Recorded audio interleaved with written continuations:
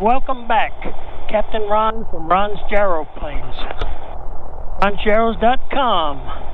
Another beautiful day in Arkansas, and today we're going to demonstrate that famous first takeoff, which a lot of people have had a problem with.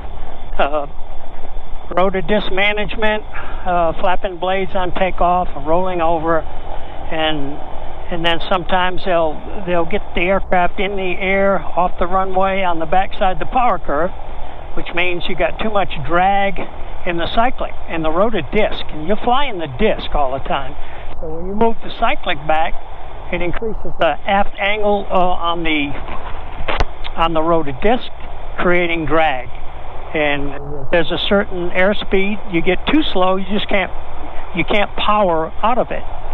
So we're going to also demonstrate what happens when you, on a takeoff, you get on the backside of the power curve, you don't lower the nose and increase the airspeed. All right, here we go. Checking traffic, looks good. I'll make my call. Searching traffic, yellow gyro plane 724 Juliet Foxtrot. Lining up and waiting, runway 19 for departure. Cersei. Always check traffic, both ends of the runway. We've got a little bit of a crosswind from our left, but that shouldn't hinder us much. Lining up on the center line of the runway. I don't pre-rotate anywhere. My blades are stopped until I get right here in this position. And don't let aircraft rush you into departure. Or if you're at a towered airport, don't let them rush you into landing or departure or exiting the runway after you land. You're the pilot in command. All you have to do is reply unable, sir, and you just continue safely on the maneuver that you're doing. Okay, here we go. Brake to flight. A little bit of engine power. Pre-rotate.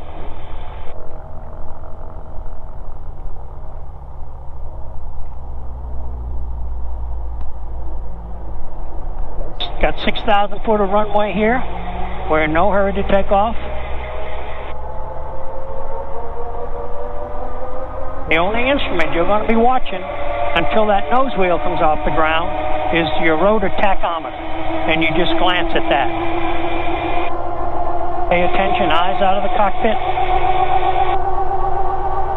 Okay, release pro-rotator, bring the cyclic back, add just a little power. Keep them blades spinning, keep your eye on the rotor tack. It's got to be in the green, add a little more power. Just feel the nose come up. Okay, we're going to do a soft field takeoff. I got it slow. I'm on the backside of the power curve right now. Now coming right back down. Bring the cyclic back. Too much drag and coming right back down on the runway. Common mistake. I'm in a couple feet above the runway. A little forward on the cyclic.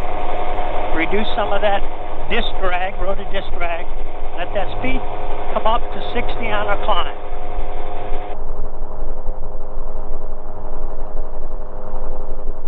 Okay, and a lot of people ask me, what do you do on takeoff if your engine quits?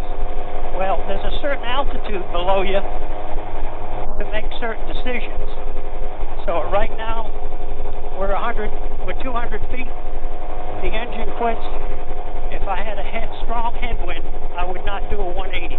You can land anywhere to the left or to the right or straight ahead. Once you get above 400 feet above the ground, then you can make a 180-degree turn if you have to and make your emergency landing.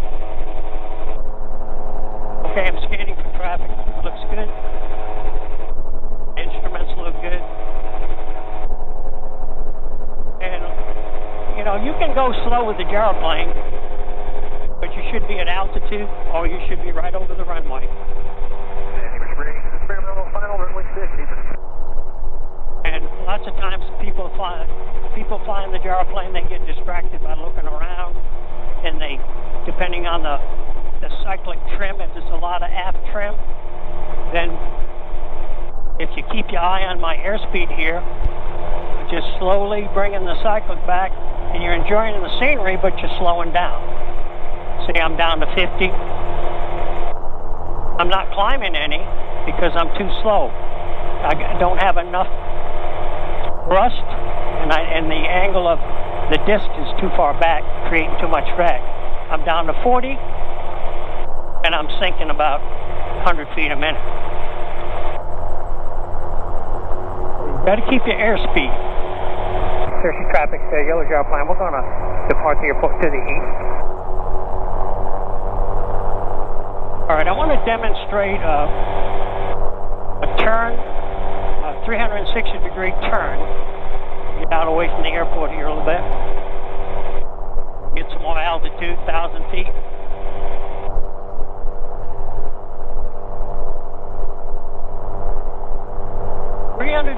Degree turn. Now, whenever you make a turn, you're turning the disc sideways a little bit, and it becomes inefficient.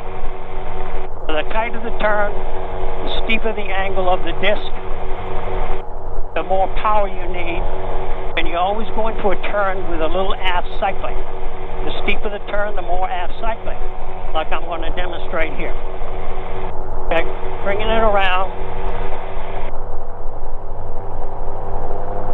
Watching my airspeed, I'm at 50, but if I keep the aircraft the same distance relative to the horizon, your airspeed and your altitude will take care of itself. All right, I'm going to bring it into a steeper turn, as the FAA calls it, steep turn. I call it a tight turn. Here we go, steepen it up, steepen it up. Trimming it back. Now, if I want to lose altitude while I'm doing this, I keep the same cyclic position and throttle back. When you're looking at my vertical speed, it's going down. So I'm descending while I'm doing a turn. That's fine. Okay, let's go back into the pattern. There's traffic, yellow gyro plane. 724 Juliet Foxtrot, midfield. Left downwind 419.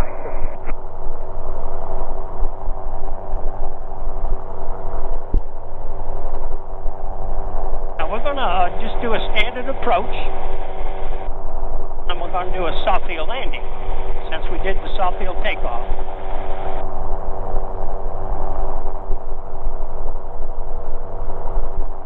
Traffic's looking good. I don't see anybody on the runway. Fuel pump is on.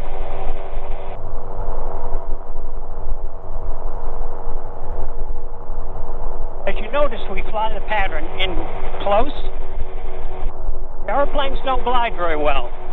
They're a lot of drag. I think they descend 4 feet for every 1 foot you travel forward.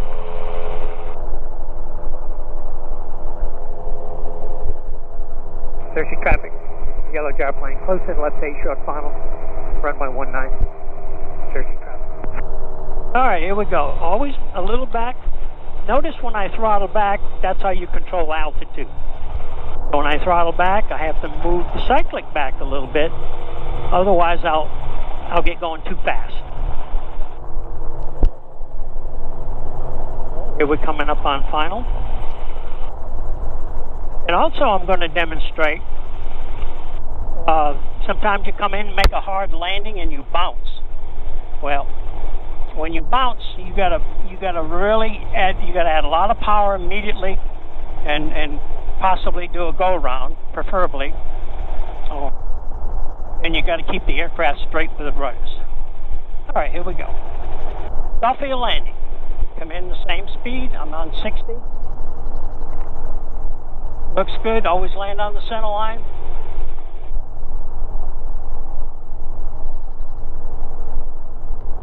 Got to get down close to the ground.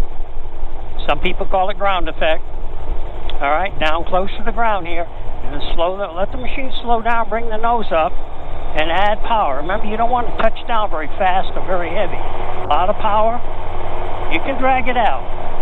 You can drag it out here. My airspeed is 40. 40 takes a lot more power, more drag, more power. right down. Yeah, we're on the ground. All right, now I'm going to demonstrate what happens when you get a blown up landing or you land hard. I won't land hard, but I'll demonstrate the same result. Coming in.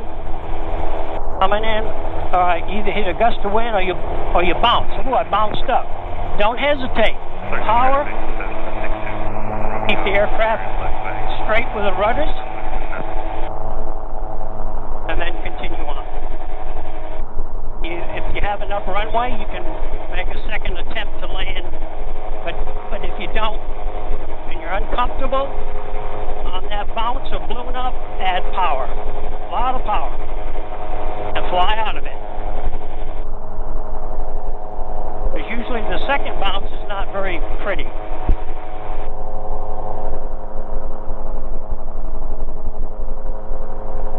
All right, we'll get back in the pattern here.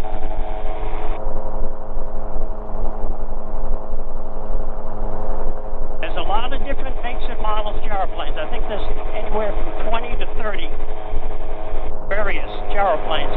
They're different. The instrument panel layout is different. The handling characteristics are different. So whatever you learn to fly in with an instructor, and it's not the same aircraft that you're going to fly, then it's very wise to get what we call transitional training. That means you get a qualified instructor in the aircraft that you're going to fly and get enough time to be comfortable in that specific aircraft. There's traffic. Yellow gyroplane, midfield, left down, wind for 19. I've got the landing aircraft in sight.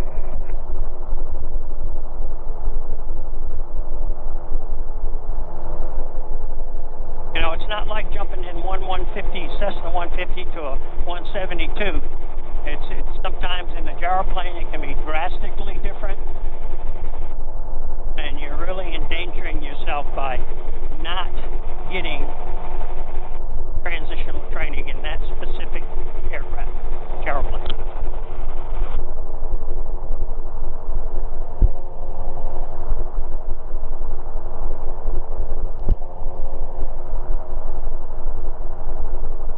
Searching traffic, yellow gyroplane, close and left base short, final runway 19, full stop, Cherokee. Okay, remember, throttle controls altitude. I'm not moving the stick any, and I'm throttling back. Nose drops a little bit.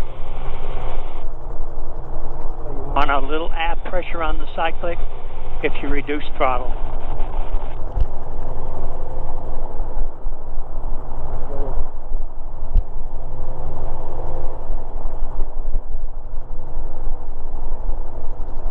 This won't be just a standard approach, standard landing. And another critical phase is after you land your final landing, don't let anybody rush you off the runway. You take your time. You don't turn the gyroplane while your blades are spinning or you're going fast. These are tricycle gears and they're very unstable on the ground. Keep that nose wheel off as long as you can on your landing because they're coupled with a rudder. And if you got a crosswind and the nose wheel hits, the nose wheel is crooked and it's going to jerk the aircraft aside. All right, come. Once the nose is on the ground, throttle back, use the handbrake and the cyclic back to stop. Now we go forward with the cyclic. Once we stop, slowly taxi off the runway, keeping your hand on the main wheel brakes, keeping it slow, tipping the cyclic into the wind as you turn. The wind is a different direction.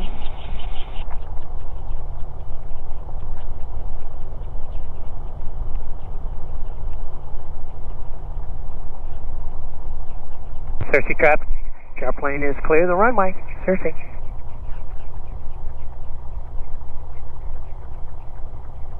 All right, stop the aircraft, set the parking brake, and then you slow the rotors down, whatever.